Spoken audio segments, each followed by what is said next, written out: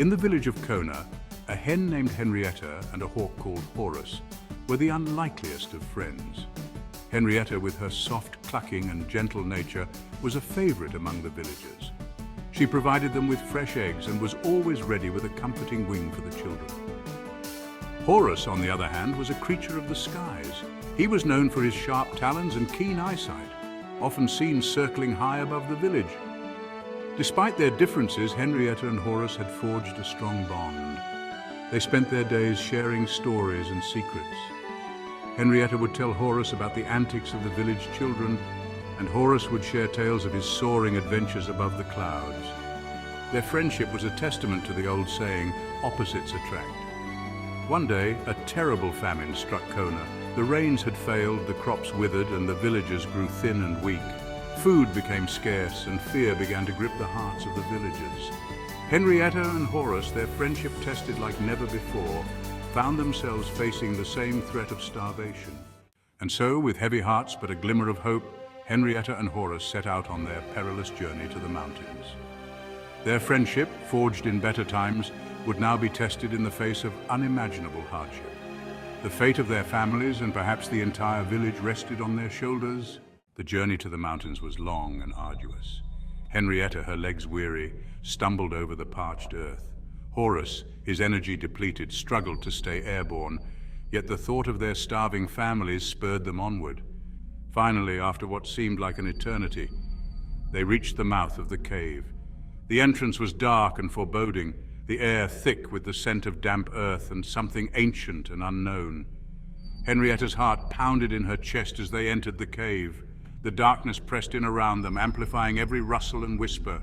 Suddenly the darkness was pierced by an eerie green light. Before them, perched on a rock, sat a creature unlike any they had ever seen. It was the cave god, its reptilian eyes gleaming with an otherworldly intelligence. "Cave god, you seek my help. What are you willing to offer in return?" Horus and Henrietta, awestruck and terrified, prostrated themselves before the deity. "Hawk, great cave god, our village is dying of hunger. We beg of you, grant us food and we shall serve you faithfully. Cave god, food I can provide, but it comes at a price. You must pledge your wombs to me to bear my offspring for 7 years. Only then will your village be spared." Henrietta's heart sank. 7 years. To be separated from her children for so long was unthinkable. She looked at Horus, her eyes pleading for another way.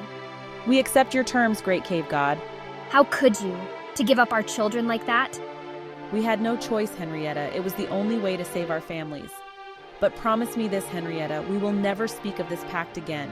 And when the time comes, we will face our fate together." But deep down, a seed of betrayal had been sown. She could not bear the thought of being separated from her children for so long. She would find a way to escape this fate, even if it meant breaking her promise to her oldest friend. The famine was abated, but at a terrible cost. The weight of their promise hung heavy over Henrietta and Horus. Henrietta, consumed by guilt and fear, grew distant from her friend, her heart hardened by the secret she carried. S1, I promise. And so, under the cover of darkness, Henrietta and her brood slipped out of the village. They flew through the night, guided by the stars and the desperate hope of a new life. By the time dawn broke, they were long gone, leaving behind only a trail of feathers and a broken promise. When Horus discovered Henrietta's betrayal, his heart turned to stone. The friend he had trusted, the friend he had sacrificed everything for, had abandoned him. Rage consumed him, fierce and unrelenting. He swore vengeance. He would hunt down Henrietta and her offspring, making them pay for their treachery. S1, we're leaving. We're going far away where the cave god will never find us. Narrator. Years turned into seasons and seasons into years. The village of Kona thrived once more, the memory of the famine fading like a bad dream. But for Henrietta, the passage of time only intensified her fear. The thought of being separated from her children, of handing them over to the cave god, was unbearable. She knew she had to escape. But how? From that day forward, Horus became a fearsome hunter. He soared through the skies, his sharp eyes scanning the ground for any sign of Henrietta and her children. He became a symbol of betrayal, his cries a haunting reminder of the price of broken promises. Henrietta, consumed by guilt and fear, lived a life of hiding. She never stayed in one place for long, always looking over her shoulder, dreading the day Horus would find her. The friendship they had once shared was gone, replaced by a bitter legacy of betrayal and vengeance. And so it continues to this day. The descendants of Henrietta, the hens, live in constant fear of the descendants of Horus, the hawks. A stark reminder that even the strongest of bonds can be shattered by betrayal, and that the price of broken trust can echo through generations. The tale of Henrietta and Horus is a cautionary one. It speaks to the dangers of misplaced trust and the enduring consequences of betrayal.